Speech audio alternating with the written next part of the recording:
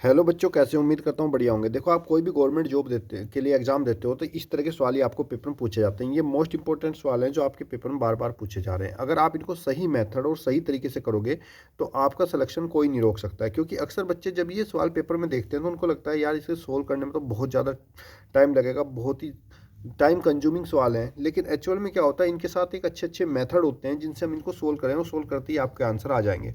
तो वही हम इस क्लास में सीखने वाले हैं, सभी क्वेश्चंस को कैसे हम अच्छे मेथड के साथ सोल्व कर सकते हैं जिससे कि आप पेपर में अच्छे मार्क्स ला सकते हैं। तो चलिए शुरू करते हैं आज की क्लास। वीडियो को लाइक और शेयर करना। और शॉर्ट वीडियो में बहुत सारे मेथड मैंने आपको बताए हैं बच्चे, जो कि आप बहुत आसानी से हल कर सकते हैं। जैसे यहाँ पर प्रश्न में कहा गया है, सात कर्मागत, कर्मागत मीन्स लगातार विषम संख्याएं हैं, उनके पूर्ण संख्याओं का जो योगफल है वो 133 है। तो बताओ न्यूनतम विषम संख्या क्या होगी। आपको या तो पेपर में न्यूनतम पूछ लेगा या पेपर में सबसे बड़ी संख्या पूछ लेगा, इसमें से कोई एक चीज पूछेगा। तो बच्चे, अगर आपके पास सम या विषम कुछ भी हो, जैसे यहाँ पर विषम का पूछा है तो वैसे ही पेपर में आपसे सम का भी पूछ सकता है। तो आपको सम या विषम में अगर सबसे छोटी संख्या निकालनी है, सम और विषम में अगर सबसे छोटी संख्या निकालनी है तो उसके लिए ये वाला फॉर्मूला याद रखना कि सम, जो भी इनका योग है वो सम डिवाइड बाय नंबर और माइनस नंबर माइनस वन।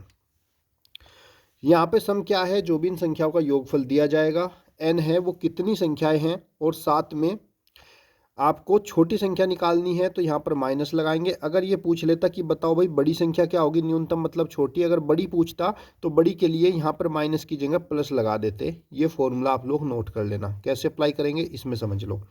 हमसे पूछा गया छोटी संख्या कौन सी होगी, तो यहाँ पर हमें सम दिया हुआ है, इनका योगफल 133 है। तो आपको लिखना है 133 और इसको भाग करने हैं दी गई संख्या, सात संख्या है, एन बराबर 7 हो जाएगा। और छोटी संख्या पूछिए तो माइनस, और 7 माइनस 1 कर देंगे। 133 को 7 से काटेंगे, 19 बार कट जाएगा तो 19, और 7 में से 1 गया आपका, कितना बचेगा 6, और 19 में से 6 गया आपका 13। तो वो सबसे छोटी संख्या 13 हो जाएगी। ऑप्शन नंबर डी आपका राइट आंसर। अगर वो पूछता सबसे बड़ी संख्या कौन सी है तो माइनस की जगह प्लस लगाते, आपको बड़ी संख्या भी मिल जाती। अगर आपको समझ में आ रहा है तो वीडियो को लाइक करते चलना। अगला प्रश्न देखिए। इस वाले सवाल में कौन सा कंसेप्ट लगेगा, यहाँ पे कहा है अंडर रूट 7, अंडर रूट 7, और ये ऐसे ही चलता चला जा रहा है। और ये 343 y-1 के बराबर है। तो बताओ y का मान क्या होगा। देखे बच्चे, अगर आपके पास कोई इस तरह की संख्या है, जैसे यहाँ पर अंडर रूट 1, फिर उसके अंदर अंडर रूट 1 और फिर उसके अंदर अंडर रूट 1, और ये लगातार चलता जा रहा है, तो ऐसी कंडीशन में जब हम इसको हल करते हैं तो इसका आंसर हमेशा ए ही आता है। यानी कि जो संख्या इसके अंदर होती है वही इसका आंसर भी आता है।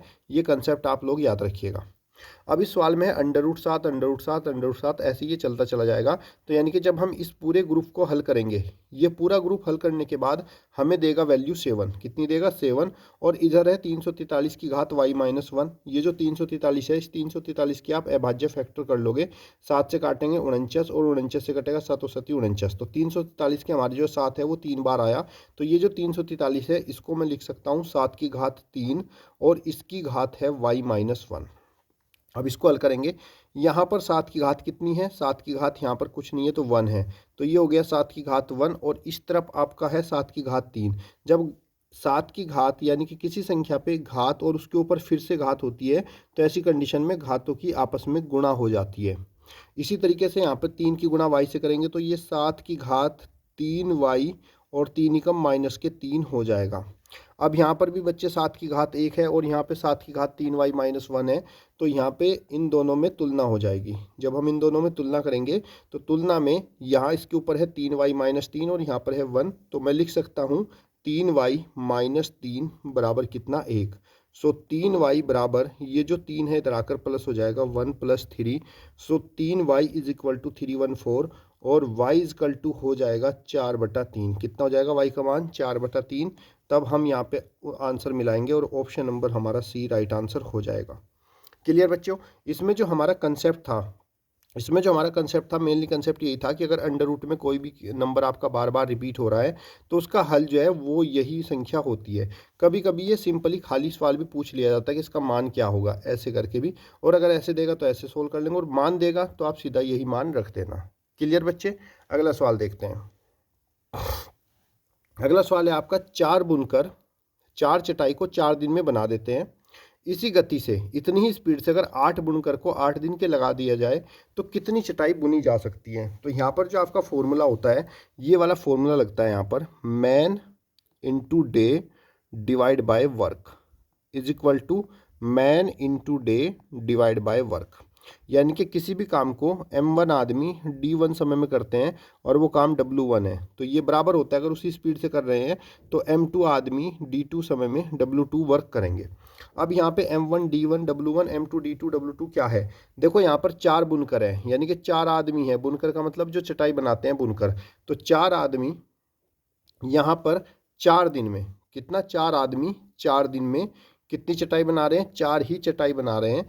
हमें बताना है 8 बुनकर, यानी कि अब 8 आदमी किसमें 8 दिन में कितनी चटाई बनाएंगे, W2 हमें ज्ञात करना है, यानी कि दूसरा काम W2 हमें ज्ञात करना है। यहाँ से हम हल करेंगे बच्चे, 4 से 4 हमारा कट जाएगा, 88 कितना हो गया 64, 4 बराबर 64 बटे में W2, तिरछी गुणा करेंगे तो W2 कितनी चटाई, 64 बटे 4, 4 से 64 काट देंगे, 16 चौके 64, तो यहाँ पर ये 16 चटाई बनाएंगे। ऑप्शन नंबर डी आपका राइट आंसर हो जाएगा। अगला प्रश्न देखिए, ये भी बहुत अच्छा सवाल है। एक छावनी में 250 सिपाहियों के लिए 60 दिन का भोजन था। 25 दिन के बाद छावनी से 100 सिपाही चले गए तो शेष भोजन कितने दिन के लिए बचेगा, हमें ये बताना है। देखो यहाँ पर क्या है, हमारे पास दो चीज़ें हैं, एक तो हमारे पास है सिपाही, क्या है, सिपाही, और दूसरा है दिन। अब यहाँ पे देखो, यहाँ पे एक छावनी में 250 सिपाही थे और उनके लिए 60 दिन का भोजन था, लेकिन 25 दिन के बाद गए छावनी से, यानी कि जो 250 सिपाही थे वो 60 दिन का भोजन था और 25 दिन के बाद 100 सिपाही चले गए, यानी कि ये जो 60 दिन का भोजन था 25 दिन के बाद गए ना, कितने, 100 सिपाही, यानी कि 25 दिन तक तो खाया है। तो 250 सिपाहियों ने 25 दिन तक सबने खाया, यानी कि यहाँ पर जो हमारे 250 सिपाही अभी बचे हुए हैं, इनके लिए अगर खाना देखें तो 25 दिन के बाद ये गए हैं तो 60 में से 25 घटा देंगे, क्योंकि 25 दिन तक तो खाना सभी ने खाया है, 25 दिन के बाद गए हैं तो 60 में से हम 25 को माइनस करेंगे, ये आपका बचेगा 5, और 4 में से 2 गए, ये आपका बचेगा 5 में से 2 गए 3, 35। तो अभी भी 250 सिपाहियों के लिए 35 दिन का खाना बचा हुआ है। फिर क्या हुआ, 25 दिन के बाद 100 सिपाही और चले गए, यानी कि पहले 250 सिपाही थे, 100 चले गए, अब हमारे पास 150 सिपाही बचे हैं। और ये जो 150 सिपाही हैं, अब इनके लिए बताना है कितने दिन के लिए भोजन चलेगा। तो हम कहेंगे मानो इनके लिए x दिन तक भोजन चलेगा। अब आपको पता है भाई, अगर यहाँ पर सिपाहियों की संख्या बढ़ती है, अगर यहाँ पर सैनिकों की संख्या बढ़ती है, सिपाहियों की संख्या बढ़ती है, तो दिनों की संख्या कम हो जाती है। जब एक चीज़ बढ़ रही है तो दूसरी कम हो जा रही है, यानी कि ये एक दूसरे के व्युत्क्रमानुपात में है। तो ऐसी कंडीशन में हम लोग क्या करेंगे, सिपाही गुणा दिन आपस में बराबर होगा, यानी कि हम लिखेंगे यहाँ पर 250 गुणा में 35 बराबर 150 गुणा में x। तो अब हमें x निकालना है, x बराबर हो जाएगा 250 गुणा 35 डिवाइड बाय 150। हल करेंगे, 0 से 0 कट जाएगा, और 5 सत्ते 35 और 5 तिया 15, 25 सत्ते कितना हो गया आपका, 7 पंजे 35, 7 दून 14, 175 बटे में 3। हल करेंगे, 3 पंजे 15 बचे 2, 3 सत्ते 21, 3 अठे 24, तो 58 सही 1/3 दिन, कितना बचेगा, 58 सही 1/3 दिन तक इनका खाना चलेगा। ऑप्शन नंबर बी आपका राइट आंसर हो जाएगा।